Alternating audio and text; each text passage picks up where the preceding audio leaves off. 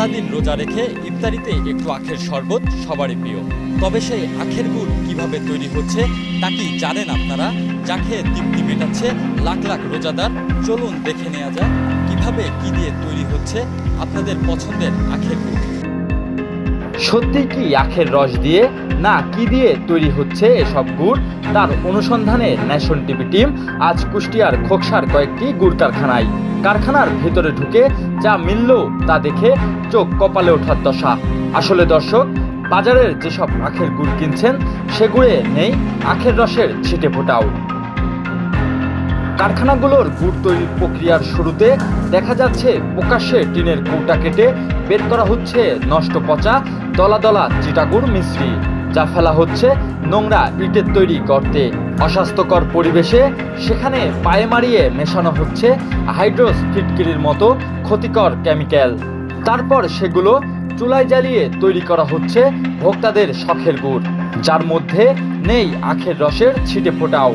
আমরা সকালবেলা কাজে আসি, আসার পরে পাওয়া আছে হুইল পাউডারের একটা ড্রাম আছে, ওই ড্রামে ধুয়ে হাত পাও দিয়ে তারপরে এখানে নামি। আবার বাইরে যদি কখনো যাওয়ার প্রয়োজন হয় বাইরের থেকে কাজটা সারিয়ে তারপরে আবারও পাও ধুয়ে হাত মা ধুয়ে কাজ করি। এটা গুড় টেনে হাজার পেয়ারা কুশোরের গুড়, এই গৃহস্থর গুড় গ্রামের থেকে নিয়ে আসে।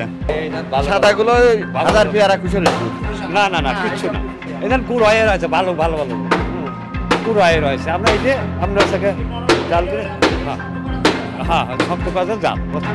এভাবে এসব কারখানা থেকে প্রতিদিন তৈরি করা হচ্ছে টনকে টন ভেজাল গুড়, যা ছড়িয়ে দেওয়া হচ্ছে কুষ্টিয়া সহ দেশের বিভিন্ন প্রান্তে।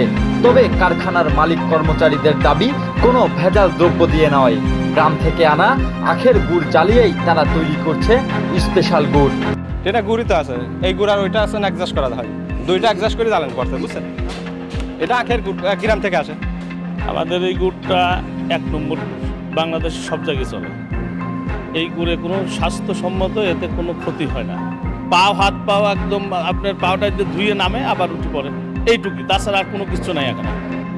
নিরাপদ খাদ্য অধিদপ্তরের কর্মকর্তারাও জানেন এসব গুড় তৈরি হচ্ছে কিভাবে। কোনো পদক্ষেপ না নিলেও দিচ্ছেন গুড় খাওয়ার ক্ষেত্রে ভোক্তাদের সচেতন হওয়ার পরামর্শ। এর রস তো তারা দিচ্ছেই না, এর মধ্যে আপনারা দেখা যাচ্ছে চিটা গুড়, এর সাথে হাইড্রোস ফিটকিরি এবং অ্যারারুট বালি দিয়ে তারা গুড় তৈরি করতেছে। এগুলো আসলে আমাদের যারা ভোক্তা তাদের প্রতি পরামর্শ হলো এই ধরনের গুড় আমাদের মানুষের খুবই ক্ষতিকর, বিশেষ করে আমাদের যে পাকস্থলী যেটা সেখানে কিন্তু একটা ক্যান্সারের সম্ভাবনা থাকে এই হাইড্রোজেনগুলো খাওয়ার কারণে। আর ভোক্তা অধিদপ্তরের কর্মকর্তারা বলছেন খাদ্যে ভেজাল মিশ্রণকারীদের বিরুদ্ধে অভিযান অব্যাহত রেখেছেন তারা। গুড় তৈরির কারখানাগুলোতেও চালাবেন অভিযান, নেবেন জড়িতদের বিরুদ্ধে ব্যবস্থা। অবশ্যই তার বিরুদ্ধে কঠোর আইনগত ব্যবস্থা নেওয়া হবে। আর যে কোনো অস্বাস্থ্যকর অনিরাপদ পণ্য বিক্রয়ের জন্য সংরক্ষণ বা মজুত করার ক্ষেত্রেও আইনগত যেহেতু বাধা রয়েছে, আমরা অবশ্যই সেরকম কোনো ঘটনা আমাদের সামনে পরিলক্ষিত হলে আমাদের মনিটরিংয়ে অথবা কোনো লিখিত অভিযোগে বা আপনারা যদি কোনো তথ্য আমাদেরকে দেন অবশ্যই তার বিরুদ্ধে কঠোর আইনগত ব্যবস্থা গ্রহণ করা হবে।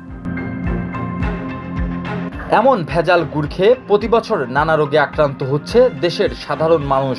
তাই এসব ভেজাল গুড় তৈরির কারখানাগুলো ছিলগালা সহ জড়িতদের বিরুদ্ধে কঠোর পদক্ষেপ নেওয়ার দাবি সাধারণ মানুষের।